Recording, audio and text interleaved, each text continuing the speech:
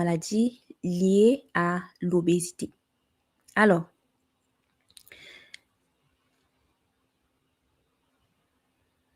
par exemple, l'hypertension artérielle, les maladies cardiovasculaires, les AVC, l'infarctus du myocarde et même l'infertilité, hein. Voilà, entre autres, aussi l'arthrose et certains cancers. Par exemple, le cancer du sein ou alors le cancer de l'utérus. Alors, comme je l'ai aussi dit plus haut, l'obésité affecte la confiance en soi, hem, la relation à son corps et par là donc l'obésité.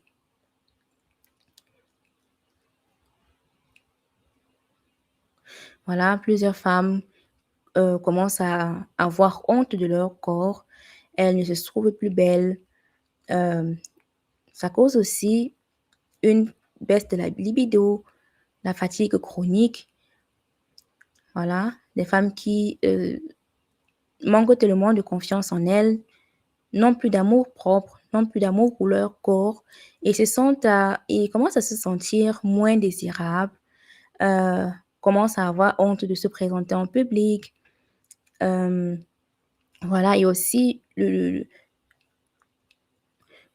c'est vraiment il y a disons le poids, voilà, ton corps pèse en fait, ton corps commence à être lourd pour toi-même et ces femmes, par exemple, elles ont des douleurs, par exemple des douleurs au dos, aux articulations, juste parce que le poids, c'est la graisse, c'est lourd en fait et tout cela, ça affecte beaucoup, la féminité, ça affecte son épanouissement personnel et aussi sa santé mentale en fait. Donc voilà, c'est une sorte de souffrance en fait que plusieurs femmes portent et heu, la stigmatisation dans la société, le regard des hommes n'améliore pas du tout la chose.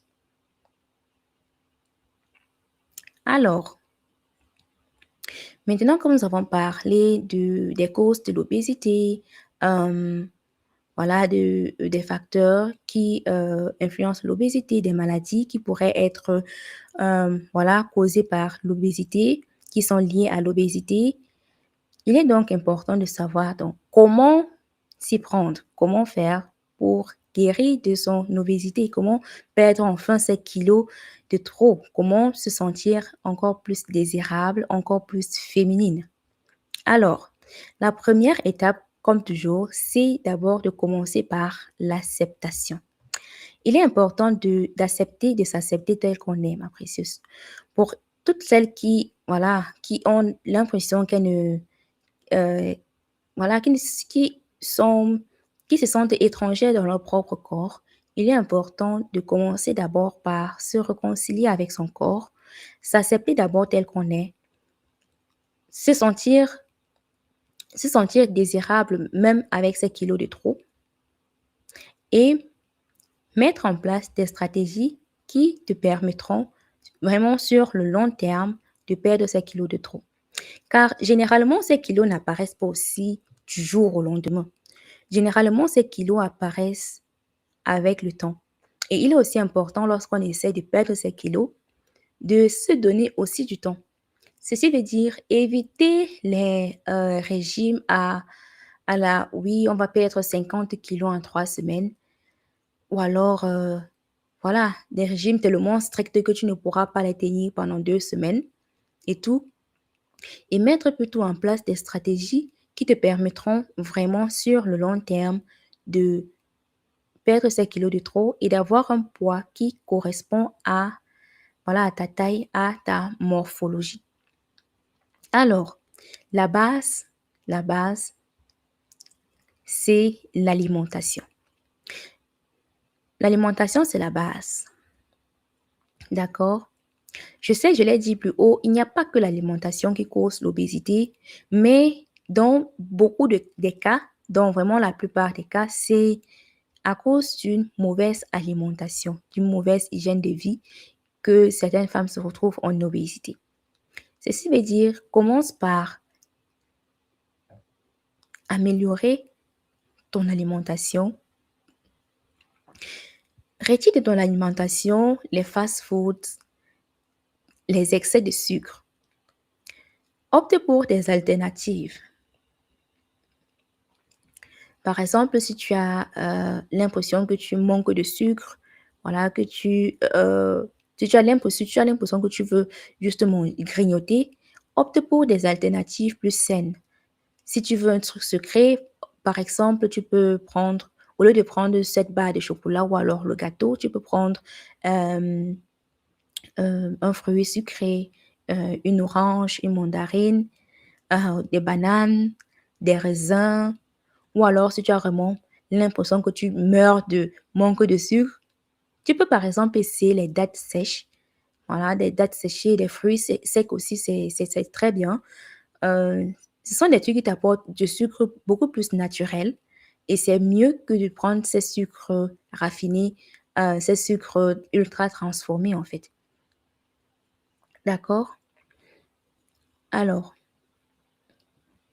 par exemple, si tu veux grignoter tout le temps, au lieu de prendre, des trucs ultra salés, les trucs, ultra transformés, tu peux, par exemple, opter pour, heu, des trucs comme la carotte, le concombre, les poivrons.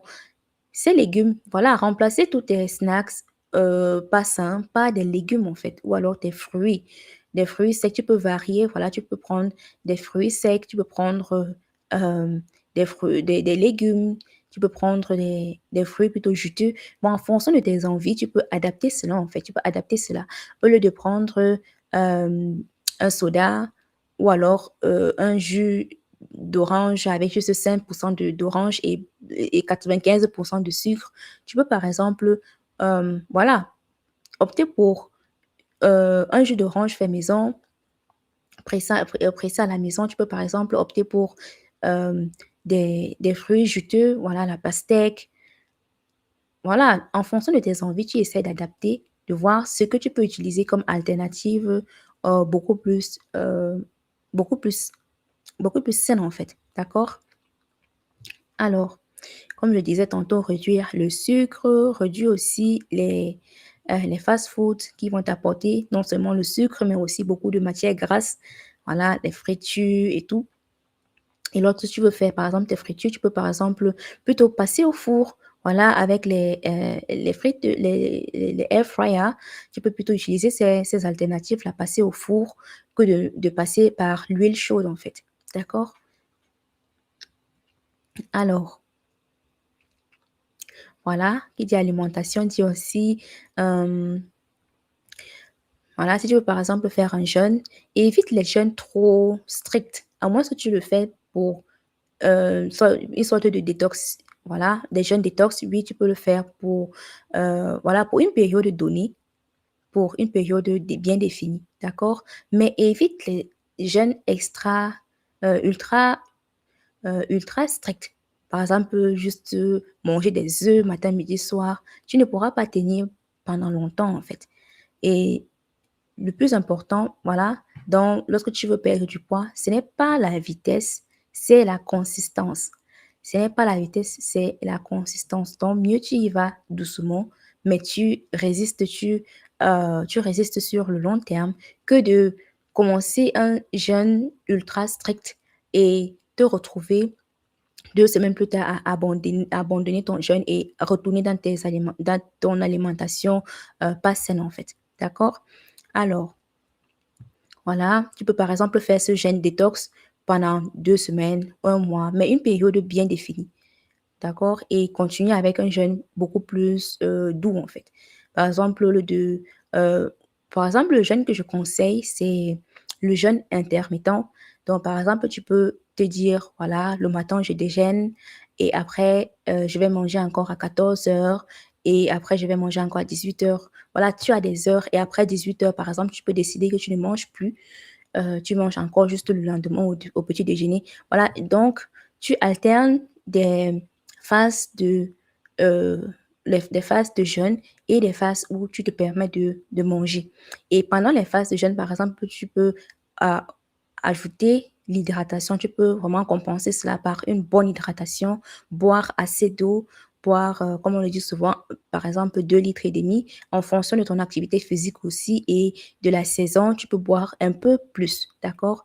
Mais vas-y, tu t'hydrates assez, c'est aussi très important de boire assez d'eau et lorsqu'on parle hydratation, je conseillerais toujours de prendre, de prendre de l'eau et voilà, juste de l'eau. Tu peux, par exemple, ajouter dans ton eau un peu de citron, de la menthe, de l'ail, bref, quelque chose qui te plaît, que ce soit un légume, que ce soit un fruit, bref, tout ce que tu veux, juste que ça appartienne à la catégorie légumes ou alors fruits. D'accord? Tu peux ajouter ça dans ton eau pour changer un peu de goût. D'accord? Mais et tu peux aussi prendre du thé. Tu peux aussi prendre du thé.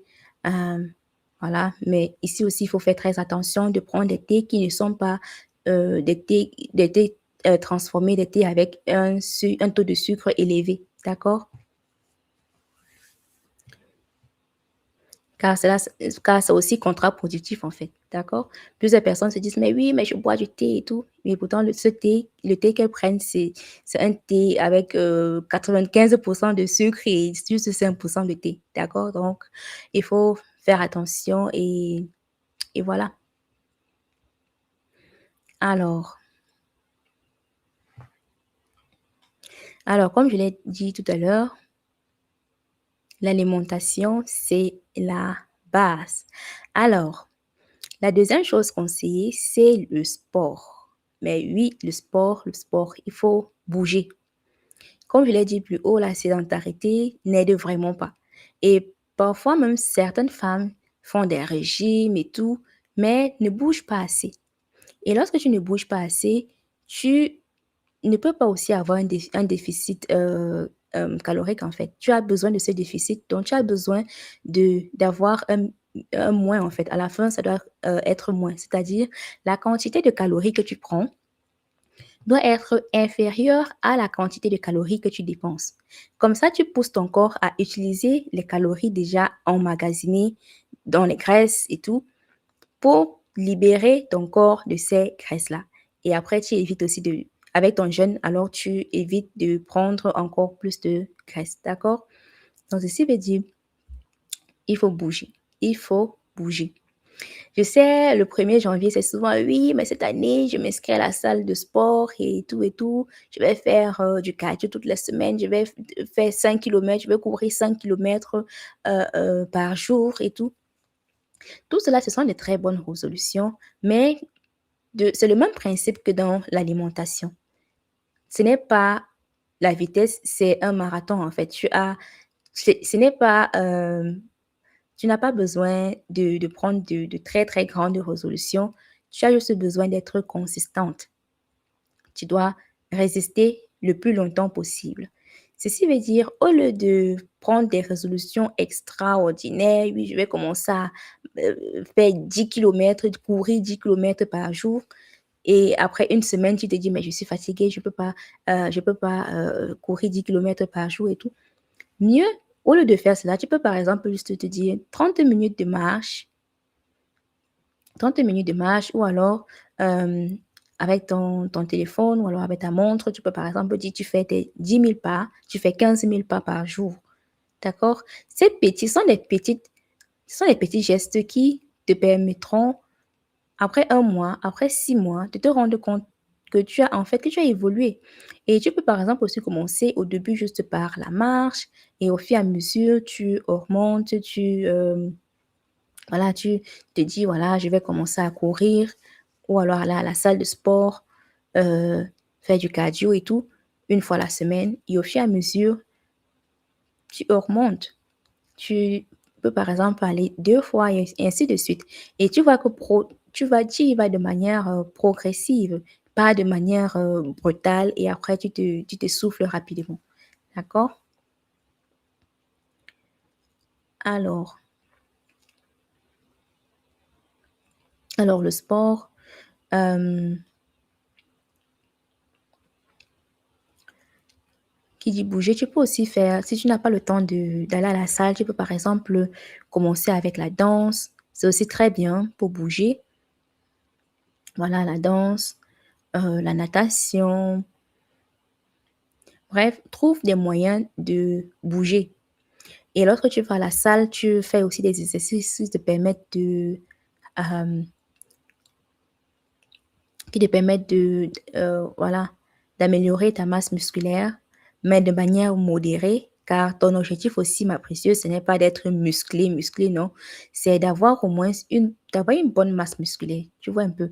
Donc, c'est-à-dire, tu structures ton corps, en fait, tu sculptes ton corps. D'accord? Tu réduis la graisse et tu augmentes un peu les muscles pour structurer ton corps. D'accord? Car c'est toujours aussi bien de voir, beau de voir, c'est aussi très beau de voir une femme qui a un corps structuré.